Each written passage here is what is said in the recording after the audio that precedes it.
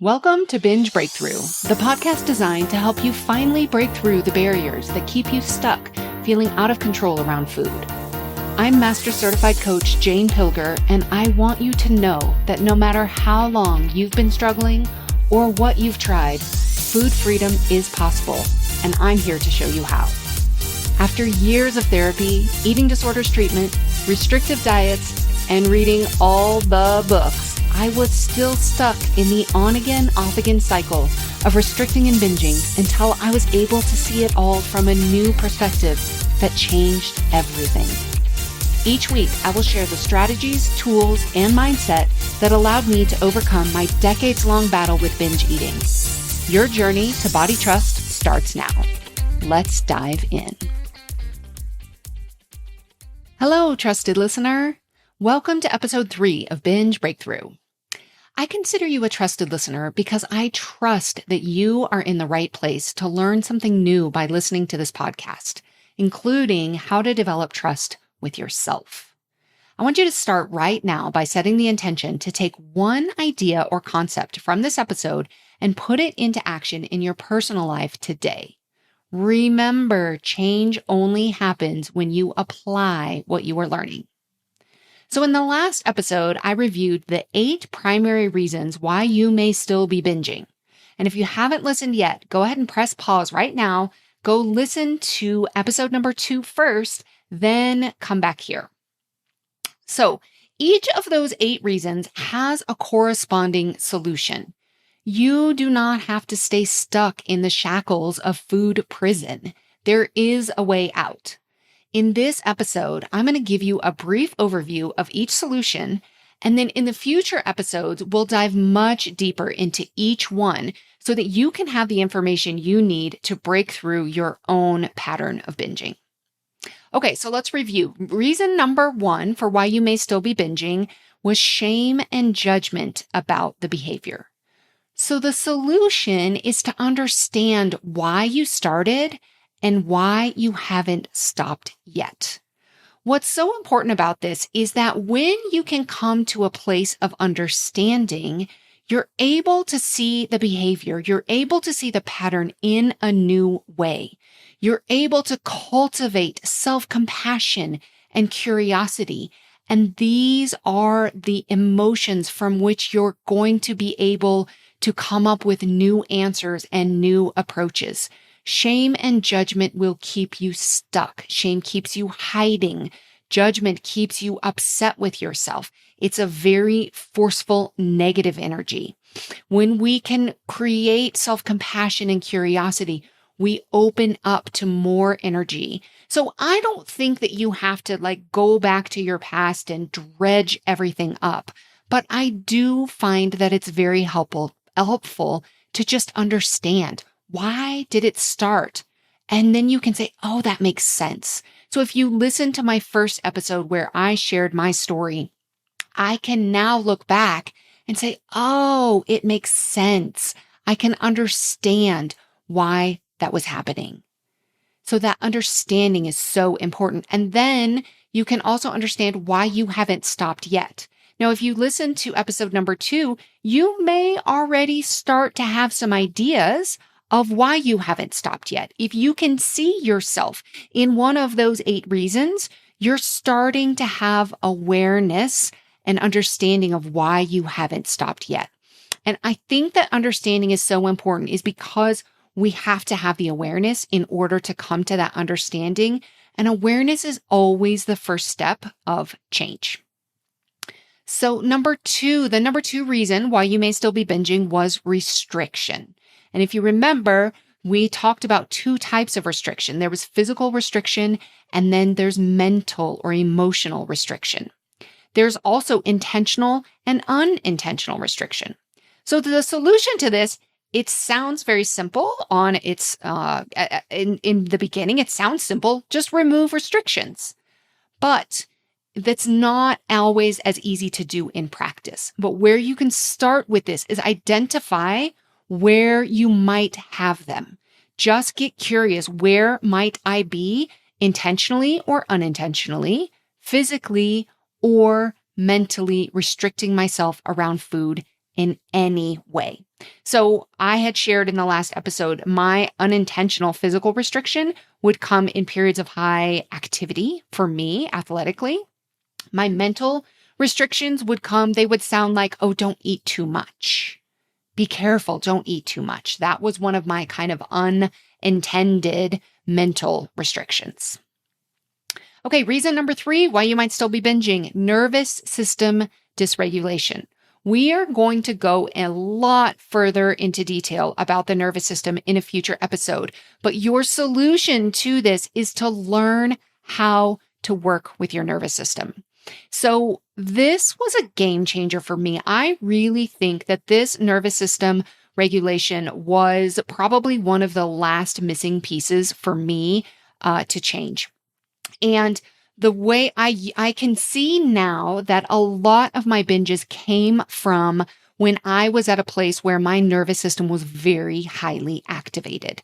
And what happens is that our bodies, we learn, our brains are always looking out for us and always trying to take care of us. So we actually learn that if we have this excess energy, food can and does bring excess energy in your body and in your nervous system. It can bring it down.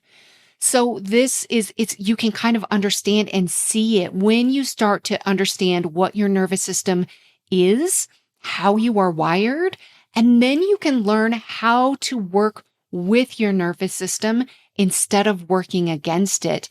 Some of the patterns of binging can actually resolve on their own without too much focus on it when you really understand what's going on with your nervous system and really taking care of it. So now I know when I'm activated, when my nervous system is activated, I know what those symptoms are, those signals in my body, and I know then how to address them. Sometimes it's just as easy as going outside, being in nature for a while, maybe laying down, taking some deep breaths is enough to drain the energy so that your brain isn't looking for that super quick hit of a draining of that energy. And again, we're going to go much further into this in a future episode. Reason number 4, why you might still be binging is disconnection from your body. So the solution, also very straightforward, learn how to connect with your body. This is so important because you can start to understand how does your body communicate with you. You can start paying attention to the language of your body. You can start to identify what needs you might be having, physical needs your body might be trying to communicate with you, and then learning how to listen and to meet them. The other thing that is so powerful is learning how to identify and distinguish communication from your brain versus communication from the body. So many people are very focused in our minds and we aren't really connected with our bodies themselves. So a great solution of that disconnection is to learn how to connect with your body. Reason number 5 was a coping mechanism. And we talked about the idea of emotional capacity, which is your ability to be with any emotion. So the solution to this reason, if you are using binging as a coping mechanism, the solution here is to expand your emotional capacity. So you expand your ability to be with any emotion. The great news is this is a skill. It is one that can be learned. It can be expanded. So even if you do not have this skill now, it can be learned by anyone at any time and at any age. So this is a great thing that you can do, expanding your emotional capacity. Reason number 6 was an attempt to control. Where are you trying to control either your body or you might be trying to control your appetite, what you're eating. So the solution to this one is to develop two-way trust with your body. Now, two-way trust is really important.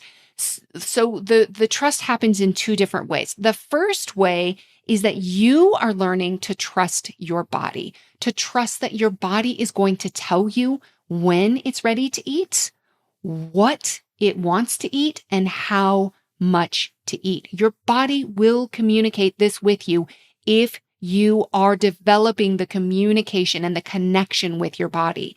So that's the first way of trust, is you trusting your body. Now, the other way is that the body needs to learn how to trust you, and that it's going to trust that it is going to be fed on a regular basis. Those of us who have a history of binging and restricting, the brain and the body doesn't really know, am I going to get fed? Am I going to get fed today? Or is this one of those periods of time where we're not eating and we're more in starvation mode? And when you have done this repeatedly over years, this is why it can be, you can have this experience where it's like, why is it that years ago I was able to go on a diet, or I was able to restrict myself for extended periods of time? And now when I try to go on a diet, I start to restrict myself, all of a sudden, I just can't even do it for days anymore. It's like, or even one day, it's this immediate reaction. All of a sudden, I'm binging again. It's because your brain is seeing this as a threat. It's saying, oh no, here we go again. She's going to starve me again, and we're not going to do that. So it goes into this survival mode where it then is going to force you to eat through a binge. So not only is it important for you to trust your body, that your body is going to communicate with you, that you can trust it to let you know and help you make all of those decisions around food, but the body and the brain also have to trust that you are going to feed it on a consistent and regular basis. Okay, reason number 7 was a habit. It's a habit. When you have been doing this over a long period of time and you have these connections, certain times, certain places, certain foods, where or when you binge, the brain does make these connections. So the solution, very straightforward again, break the habit. So we've heard the concept, what fires together, wires together. And we can unwire this habit when we do not have the connections going over and over again. There, again, we'll go much deeper into this in a future episode, but it can't be stressed enough that we cannot just look at this as a habit. If we don't look at these other components also, they all need to happen together. So many people just try to look at it only as a habit.